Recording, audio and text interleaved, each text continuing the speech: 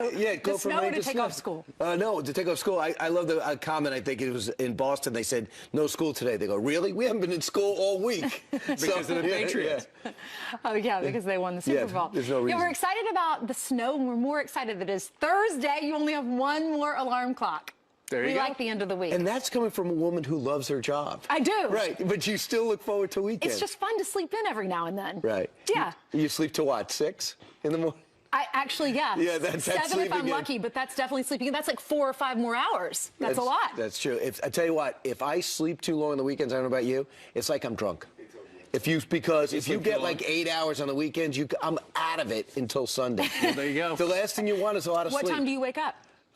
Probably around 7 or 8. All right, yeah. Okay. Meanwhile, we got some extreme weather. 50 million Americans are in the path of this monster winter storm. You are looking live at Clifton, New Jersey, where the snow is already coming down. Yep, more than 5,000 flights already canceled or delayed nationwide. Meanwhile, road crews working overnight across the Northeast, preparing for blizzard-like conditions. Not just a lot of snow, but a lot of wind. Yeah. Now to the woman. Now the snow is expected to fall thick and fast, with temperatures plunging to below freezing. Over to the man. We've got some Fox team coverage. Rob Schmidt, as you can see, screen left, live in New York City. But first we go to Janice Dean, live in the plaza.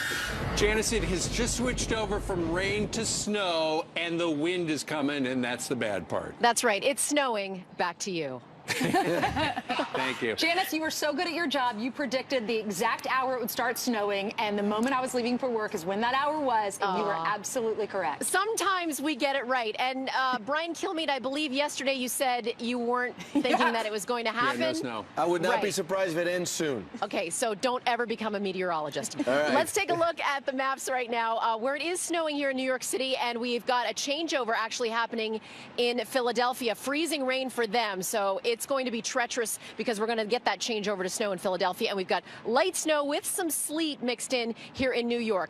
Timing of this storm, it's a quick mover relatively speaking, but it's going to dump a lot of snow in a very short period of time. Forecast models showing anywhere from 6 to 12, even 18 inches of snow, and with the wind in excess of 35 miles per hour for a duration of time, we have blizzard warnings up for parts of Long Island and coastal Massachusetts, and already you can see those winds as they start to crank up. This storm really hasn't even gotten its act together. That's going to happen later on today, but of course we will be out here covering it for you live on Fox and Friends, doing some snow angels and taking the day off school.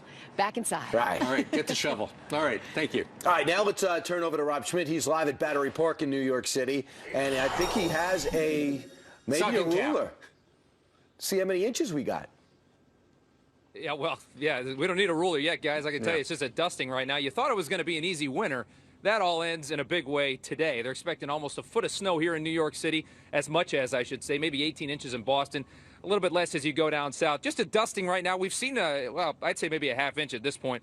We've seen it really come down in bands. I mean, some of these flakes have been huge, but it is going to create a big mess because, as Janice said, it's going to come down. It's going to come down very fast over the next few hours. And talk about the worst time for it to come down.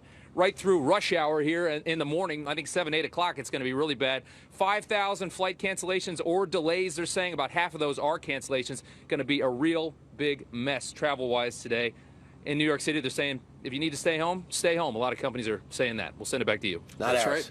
All right. For some folks in our department, they actually do get the day off. Really? Yeah. Okay. Because of the snow. For safety reasons. For us, they said, fine, you better get here, and you could stay if you have to. That's right. Again, when the interns all ask, like, do you love your job? I'm like, it is the best job in the world. But just know, you're working. Think about when people can watch the news. It's when they're at home. So you're working when they're still at home before work, and when they come home, and you're working the holidays. And that's why they usually leave in tears.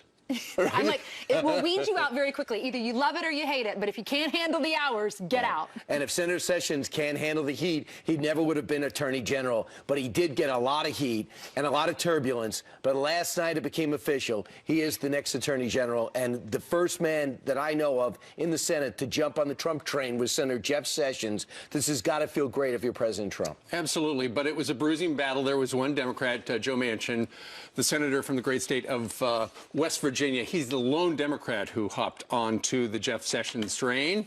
But it was a bruising battle. I mean, when you look back, never in our American history has a sitting U.S. senator Cory Booker, gone out onto the floor of the U.S. Senate in confirmation hearings and denounced another sitting senator. Cory came out and said, you know, he can't be attorney general. And then you've got another senator, Richard Blumenthal, who during the confirmation hearings said to Mr. Sessions, now, didn't you get an award from the KKK? Really? Yeah.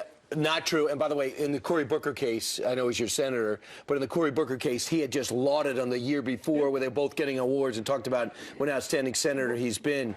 But the thing is, they brought race into it from day one. And when you bring race into it, and then whether it's right or wrong, all of a sudden, everybody runs to their corners, they take sides, and when you label someone like that, and when Elizabeth Warren did what she did 24 hours ago, when she starts quoting Coretta Scott King and everything, all hell broke loose, and then she raises $250,000 because of it. Meanwhile, Alveda King, she was yesterday on Fox, and she was defending Jeff Sessions about this, and then you have Elizabeth Warren, who is now going to Twitter, and this is what she's writing about Senator Jeff Sessions. Yeah, she tweeted, deeply disappointed that the Senate confirmed an AG whose record does not show he will faithfully and fairly enforce the law. There is no Rule 19 to silence me from talking about Jeff Sessions anymore, so let me say loudly and clearly, this is just the beginning. Meanwhile, unbelievable that she'd do that. She's raised, as I mentioned, $250,000 because of it. She basically should have bumper stickers that say, vote for me in 2020, I'm running for president. Right. That's what this is about. Meanwhile, Senator Scott, who From South Carolina. From South Carolina. Republican. Who is the only black Republican in the Senate, has gotten some backlash. So we decided to bring this to the Senate floor yesterday. Listen. A white man in a black body. You are a disgrace to the black race. How does a black man turn on his own? Senator Tim Scott is not an Uncle Tom. He doesn't have a shred of honor. He's a house Negro, like the one in Django. I'm a complete horror. I left out all the ones that used the N-word. Just felt like that would not be appropriate.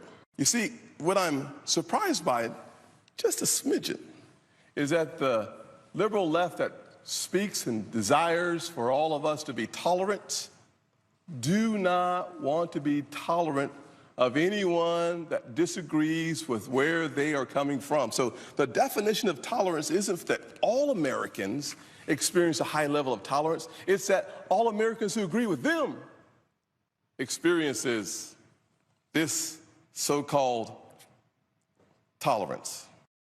Standing up for what he believes in. He says if you're a black conservative, just plan to be attacked. I just want to give him a hug.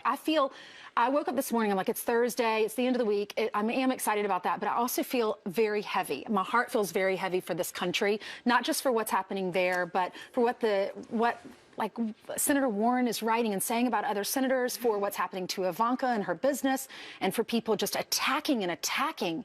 Well, and there he was reading tweets that people had sent him. He said, I'm not going to read the N-word ones because that would be inappropriate. But Ainsley, to your point, you know, a lot of people have a heavy heart because the politics have become so cumbersome in Washington, D.C. We knew 3 weeks ago that Jeff Sessions was going to be our next attorney general after Donald Trump nominated him. We knew the vote, and yet they dragged it out all this time. After he was confirmed, a whole bunch of Democrats went over and shook his hand and said congratulations. And then one of the senators from Delaware, who has been, and they're all friends, they all love him, went over and hugged him, and yet would not vote for him. But this is the plan of Chuck Schumer, just to say no to everything, to stop Donald Trump and his agenda at every turn. And if this is the plan, Senator Schumer, with all due respect, you need a new one because this is a dud. Yeah, it's called friction fatigue. But real quick, everybody played when Senator Scott came out and said, I've been pulled over 8 times as a black man on the street. Every network played that, and people appreciated him talking about his experience. I don't see anybody play. I watched a lot. They might have played it. I don't see anybody playing that besides this channel for Senator Scott making just as impactful statements. I was watching another channel for about an hour and did not see it. Maybe they did play it. I didn't see it when I was watching. That's the thing about Fox. We try to play it all. Meanwhile, we'd like to hear from you. What do you think? Email us. You could tweet us or Facebook us. On this channel, it's time to go to Heather. Yeah, and we're just talking about planes. So the first story here is about basketball. And check out what happened. A former New York Knicks star dragged from his seat during a game and then handcuffed and thrown out of Madison Square Garden in New York City. Watch this. Apparently, there's a Charles Oakley over there. Fight in the stands. Charles Oakley is involved in something. They need security in big ways. Yeah, that's Charles Oakley sitting near the Knicks owner, James Dolan, heckling Dolan for his team's poor season this year. Well, when confronted, Oakley shoved the security guards. He was then arrested and charged with assault and also criminal trespass. The Knicks releasing this statement saying, quote, "He was a great Knick, and we hope he gets some help soon." Well, officials investigating how 5 circus performers lost their balance and then fell 25 feet trying a record-breaking stunt in Sarasota, Florida. 2 of them now in critical condition. The group was practicing an 8-person pyramid, kind of similar to this. Remember the famed tightrope walker Nick Lewenda? Well, he was the anchor for the pyramid, but he was not hurt. All performers expected to make a full recovery, and the show, as they say, will go on. Texas Governor Greg Abbott wants to drop the hammer on politicians to stop sanctuary cities. The Republican proposing an idea to boot local elected officials out of office and then charge them with crimes if they refuse to deport illegals. The provision is attached to a bill to ban sanctuary cities from Texas. In the meantime, in Ohio, the Dayton Police Department officially dropping its sanctuary city policy, allowing officers to hand over criminal illegals to the feds. And those are your headlines. I'll see you back there in a little bit. A lot going on today. The key word there, criminal. Yeah, they should hand that's them true. over. That's true. All right, Heather, thank you. Thanks, Heather. All right, 13 minutes after the hour. President Trump following through on another campaign promise to our service members. But after 8 crippling years under President Obama, what needs to be done to fix it? U.S. Army veteran Pete Hegseth talks about the VA. And a shocking statistic, 69% of divorces are initiated by the woman. Relationship expert Suzanne Venker is here to tell you how to save your marriage.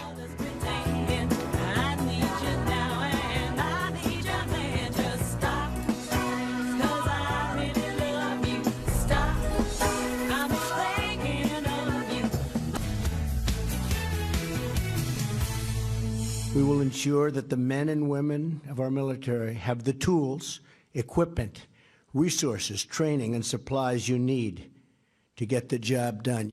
Well, that sounds great. President Trump following through on another campaign promise to our service members, because after 8 years of the Obama administration, our military not at the stage it needs to be. What exactly does the president need to do to fix it? Here to discuss in Iraq, is Iraq an Afghani combat vet, and Fox News contributor Pete Hegseth. Pete, good morning to you. Good morning. It's no secret during the Obama years, for the most part, the Pentagon was hollowed out. No secret at all. The first thing our troops are going to get right now is leadership and prioritization from President Trump. He cares about the military. He wants it to be funded properly, and he knows in a dangerous world it needs to be the proper size. Barack Obama never cared about any of that. The Budget Control Act, otherwise known as sequestration, was the idea of that White House, slashed funding of our military, and as a result, we don't have enough planes, we don't have enough ships, we don't have enough troops. They're not ready to go. They don't have the training, maintenance, and modernization of their weapon system. Our ships are old, our planes are old, and our troops are not as trained as they were in the past, especially our conventional forces. A lot of that comes back to funding, and the previous White House, Barack Obama, was unwilling to prioritize defense spending, and so we're at what Reagan faced after Carter. He's got to rebuild a hollowed-out military. Sure, and to your point, we've got about the last 5 years of the budget for the military, and as folks can see right there, it's going the wrong direction. It's going the wrong direction for a myriad of reasons, but what exactly? Okay, so, it's not like our taxes went down. It's not like Washington didn't have more money. They had more money than they've ever had in the history of the United States of America. So where'd that money go if it wasn't to the military? And our debt increased exponentially. It went to social spending programs. It went to a VA that still isn't run well, even though they're pumping more money at the problem. So more money isn't always the solution. But at the Defense Department, if you can't pay to maintain your weapon systems, if you don't have enough troops, if you can't train those troops, if you don't pay for the next generation weapon system, you won't be prepared for that next battlefield. So funding really does matter at DOD, and they've undercut it. And Donald Trump has made it very clear that funding the military to the strength we need to be is a priority. But what are the odds of him getting the money to do that? Well, the chairman of the Armed Services Committee in the House and the Senate, Mac Thornberry and John McCain, are both very dedicated to getting rid of sequestration, but also making sure that there are reforms so that money spent at the Pentagon is spent well. It is a big bureaucracy. You have to make sure processes actually work and that you're not overspending. That's a Donald Trump specialty as well. So let's spend more and spend it wisely, which I think he's got allies in the House and Senate to do it. So if he wants to make this a priority, which he said he does, I think they can get it done. All right, stand by for that. All right, Pete Hegseth joining us today from the Twin Cities. Pete, thank you very much. You got it. Thank you. All right. 6:20 now here in New York City. President Trump meeting with CEOs from 3 major airlines, what they want him to stop doing. We're going to tell you about that. Plus... All right, some quick headlines now. I got to tell you what's happening. President Trump meeting with world leaders at major airlines, leaders of major airlines to talk about domestic jobs. United, American, and Delta all pushing for the president to block flight from state-owned Emirates Emirates Airline and Qatar Airlines for alleged. Now it sounds like I was stuck on the word airline. Allegedly receiving more than $50 billion in subsidies in the last decade. And Senate Republicans hoping to confirm Congressman Tom Price as the new U.S. Health and Human Services Secretary. The final vote expected later on this morning. They decided not to stay up last night and delay the whole thing. Well, good for them. Now get something done. Meanwhile, unfortunately for a lot of people, relationships these days end like this. All I ask, Brooke, is that you show a little bit of appreciation, that I just get 20 minutes to relax when I come home instead of being attacked with questions and nagged the whole damn thing. You think that I nag you? That's all you do! All you do is nag me. The bathroom's a mess. Your belt doesn't match. Hey, Gary, you should probably go work out. Nothing I ever do is ever good enough. I'm done. What? I am done. I don't deserve this. I really do not deserve this. Wow. Turns out 69% of divorces are initiated by the woman. And our next guest says it's because women today are groomed to lead and insist on being in charge. And that's a problem? Suzanne Venker is the author of this book, The Alpha Female's Guide to Men and Marriage, How Love Works. So women, and there's a look at the book, and those are the bells. The bells aren't real, the book is. Oh, I love it. That's so great. So you think women are doing something wrong? In what way? I think that ultimately what women are struggling with, especially alpha, what I'm calling the alpha women, and you can replace that with a type A, it doesn't have to be the word alpha, but that they struggle getting in touch with their feminine side. That ultimately this is a book about helping women like myself. This is very much a memoir, part advice book, talking about my experience and my own mother growing up, who was very much an alpha and never could shift out of that mode. And it caused a lot of problems. There was a lot of contention there. And one of the problems, you say, is when men and women enter a relationship. In the beginning, generally the man is the alpha and the woman is the beta. So that's how almost all relationships start, right? You, as a man, make the phone call. You pick up. You pay the bill. You actually even ask the woman to marry you, right? Unless it's Sadie Hawkins dance. Right, unless it's Sadie Hawkins. So in that natural state, a woman is much more receptive to your energy. They're on the receiving end. And then I think what happens over time after you've been married a really long time, especially once kids come into the picture, is that women get into this mode of just sort of micromanaging everything. They're working, they're not working, but if they're not working, they're raising their kids, so they're working at that, and therefore they're micromanaging that. And that's all fine, but if they don't switch over into wife mode, kind of back where they were when you started, I think the relationship begins to deteriorate. So the beta becomes an alpha, and then the man becomes confused, and maybe she should be the beta? Yes, precisely. Okay. Give us some tips. Yes. Please. So I'll put this down. I was going to use this as a prop. This was my prop to show that in order for batteries to work, you need the positive and the negative energy to go together. Okay. Right? Two positives, not good. So focus on the positives. So the goal is to get one of each. And if you're bringing the alpha energy to the table, and he's an alpha by nature because he's got all the testosterone, you're going to be like two bulls in a china shop, right? And then if you want him to be the more feminine person in the relationship, I guess you could do that, but that usually doesn't work for most people because women are naturally feminine. So you're alpha when you go to work, you're powerful, you're strong, you come home, and what does the husband need from the woman? The husband needs from the woman softness instead of hardness, so happiness instead of anger, being more compliant and less dictatorial, basically not telling them what to do. I don't know how else to put it. Right. And you say emphasize the positive, not the negative, and don't do that. Don't do what we just saw. Vince Vaughn was getting nagged. Nagging, perfectionist, telling what he's doing wrong. My husband would call it, I can't believe I'm saying this on national TV, directing his traffic. And so the opening of the book talks about just not directing his traffic. I love this line you said.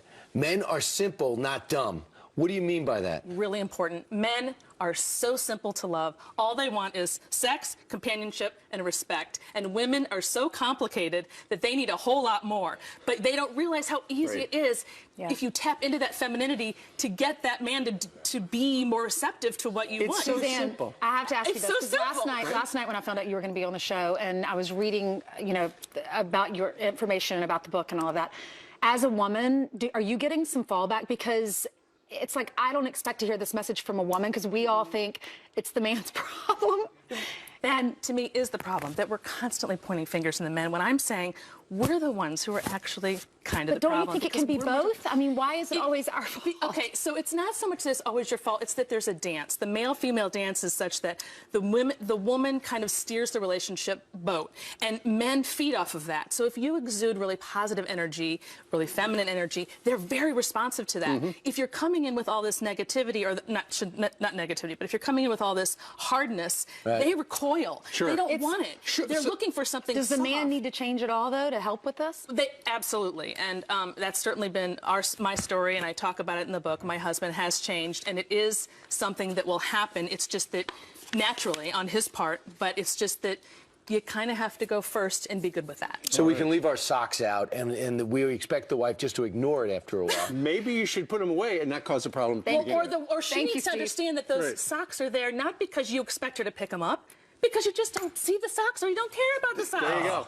Wait, don't we you have wear to socks? see the socks? No. You have to see the socks. This is a reasonable woman. All right. So, what do you think about Suzanne's premise here? Email us, friends@foxnews.com. You could tweet us and Facebook as well. Once again, the book is called The Alpha Female's Guide to Men and Marriage, How Love Works. You made it so simple. Right. I hope so. And you just create a bunch of fights at home. Or maybe you could create some, maybe you solve people some are yelling at the Suzanne. TV right now. So good to see you again. Thank you. All right, meanwhile, coming up, take a look at this video. ICE officials under siege by protesters for detaining an illegal immigrant about to be deported, but people stopped them. We're going to explain the story coming up. And 24 is back on Fox. So what's going to be different this time? We go behind the scenes. There's a situation at CTU. Whatever's going on over there, it's not your job anymore. I'm the only one who can help. Covering the big events, reporting on what matters. Fox News Channel delivers like no one else. The #1 name in news, all day, every day. Most watched, most trusted. Fox News Channel. It is. Extraction Lab uses rare beans from Panama with three brewing methods. It's $18 a cup. You know why? Because the coffee machine, It's the maker, $7,000. is $7,000.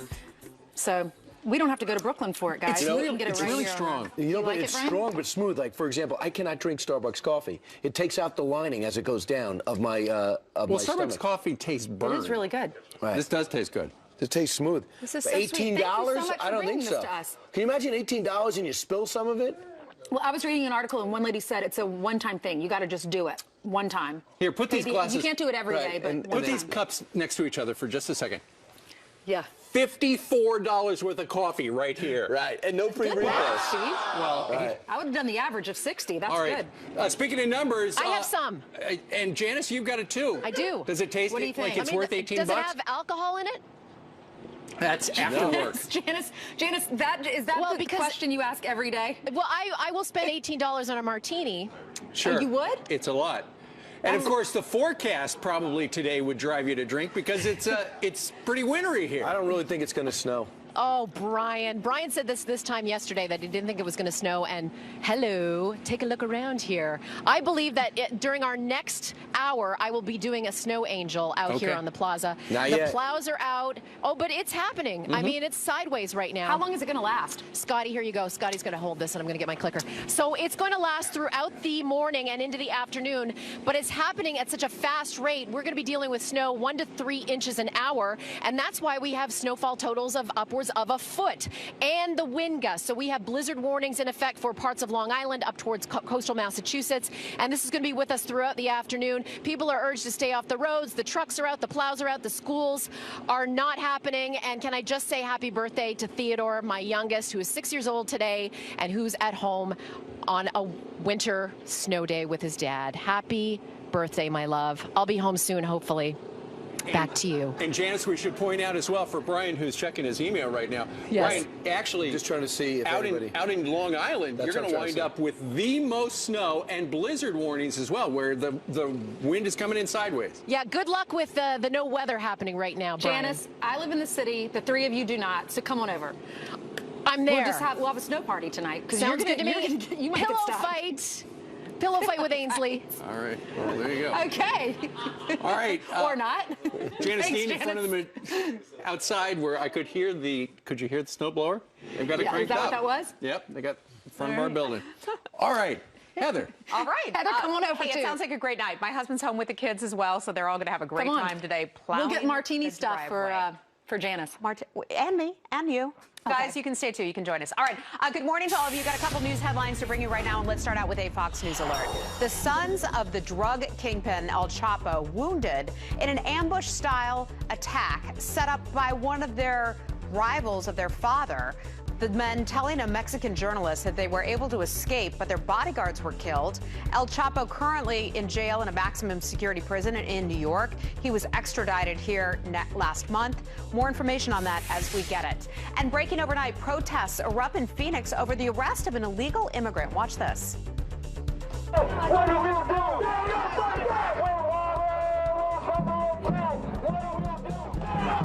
Well, that's some new video just coming into our newsroom. It shows protesters blocking a van that was transporting her to immigration offices. She was going in for a 6-month check-in, the policy under the Obama administration. But instead of being released, she was detained under President Trump's illegal immigration crackdown. 7 protesters were arrested. The van was eventually allowed to leave. Fascinating. And these adorable Malayan tiger cubs rejected by their mom right after birth. Cincinnati zoo officials forced to hand feed and keep those little cubs warm. Their mom's maternal instincts, we're told, never kicked in. It's important to keep the cats healthy and alive. They need that. The zoo hopes that they will someday contribute much needed genetic diversity to help that species. Fewer than 500 Malayan tigers left in the world. So cute. Ainsley, we'll take those. They're cute at that age. I was going to say, we'll take them for a few months. Exactly. Right. Hey, meanwhile, the Emmy Award-winning show 24 is back on Fox, this time with a whole new cast facing brand new threats. There's a situation at CTU. Whatever's going on over there, it's not your job anymore. I'm the only one who can help. Let's step into the Fox Light with Fox Senior Vice President of Marketing, Michael Tamero, who got a behind-the-scenes look at the new 24. Kiefer Sutherland is not in this show, but he's working on it. Easy peeing it. That's right. The cast told me what it was like to bring back the series to Fox. I'm probably the only person on the planet who has never seen any of the other 24s. I know! But I love this one. Just watch this one. Count me in. Just watch New generation this of 24 fans right here. Good, yes. good. That's what we want. want. Yes, that's what we want. Were you guys fans of the original? Yeah. Super fan. I was a normal fan. He's a super fan. That's like a dream come true. Yeah, how you gonna it's get massive. onto your favorite show Right, as an actor? right. Our version is an all-new cast and a lot of new twists, but it absolutely winks to the original. Rebecca, think these people found us. I think the lead was planning an attack on U.S. soil. Maybe this is a part of that. You know, what we're doing hits really close to home, and almost maybe too close to home. And you will see as the story unfolds that it's very exciting, but it's also very scary. It's very topical. Yeah. I mean, there is political corruption, there is the drug trade, there is terrorism, there's terrorist cells, there is everything that we deal with, and it's all those worlds colliding in a show like this. So while it's topical, it's not trying to be ripped from the headlines every week. Right. Go! No matter what you hear, no matter what happens, you stay there.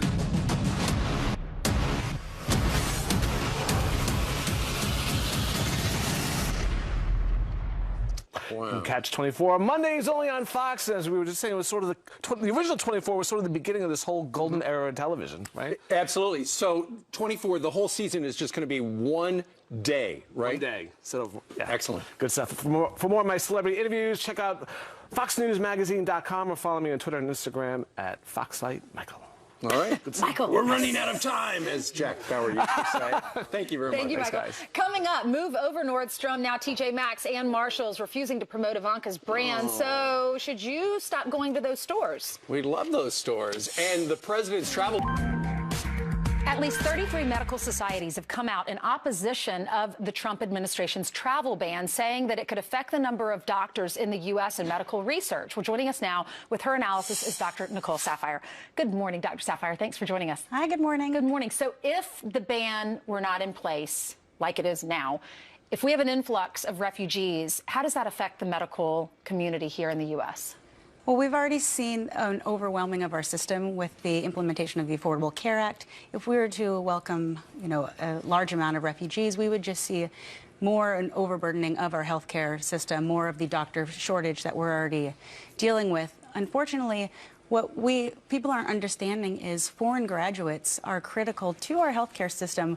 The compassion, intelligence, and scientific research, there's no national boundaries there. So we do have international collaboration that really is vital to the medical system. Mm-hmm. Would doctors be completely overwhelmed? I mean, you said there's already a shortage. I know that in the ER, there's so many people that flood the ER. Some people don't even get a bed and they have to wait hours when they go to the ER. Wouldn't this make it even worse for those folks who are already living in our country to get care? Absolutely. If we had even more people coming who do need medical attention, we already have an overburdened system. We would have more of an overburdened system. However, about a quarter of our practicing physicians right now are foreign graduates. So it's very important to recognize that they are crucial to our healthcare system. And, the urgency in protecting Americans from international adversaries is justified, absolutely. And for this to have a momentous impact, to have exceptions would be, it would lessen that impact. But what we need to see is clarity in the future, what this temporary ban holds for our international researchers, our scientists, and our physicians so that we can compensate. How does it work? How do we pay for the influx of refugees that are needing medical care? Well, I think there isn't an actual plan in sight right now. Expansion of Medicaid has been what we've done predominantly in the past. And that does come from taxpayers' dollars. That's part of what America is. When refugees come in, we do try and take care of them. And if we allow them in, they deserve health care. Right. We want to be able to take care of them. And we do see different diseases that they bring over here. So we need to make sure that we're equipped to take care of them. It's so tough, I'm sure, being a physician, because you want to help everyone. I mean, you hear about these stories and cases in other countries, and they don't have the medical care, and children die over something that we would be treated for quickly. So that your heart breaks for them. But the folks here in America, the taxpayers, we're running out of money. So it's got to be tough, especially as a physician. Anytime that there's an executive order or a big decision anywhere, you're going to make a lot of people happy and you're going to upset a lot of people. And I think the Trump administration is dealing with that right now. They're trying to do what they feel is best for America. By having this executive order, they believe that that is what America needs to be safest. And we as a medical community, we're just trying to figure out what that's going to mean for us. Yeah, you want to help everyone, but then we have our veterans that aren't even getting help, and they fought for this country. So it's tough. Exactly. All right, thanks, Dr. Saphier. Great you. to see you. Don't go anywhere. We are talking with Kellyanne Conway, counselor to the president. Coming up, first it was Nordstrom, now it's TJ Maxx and Marshalls. They're refusing to promote Ivanka's brand.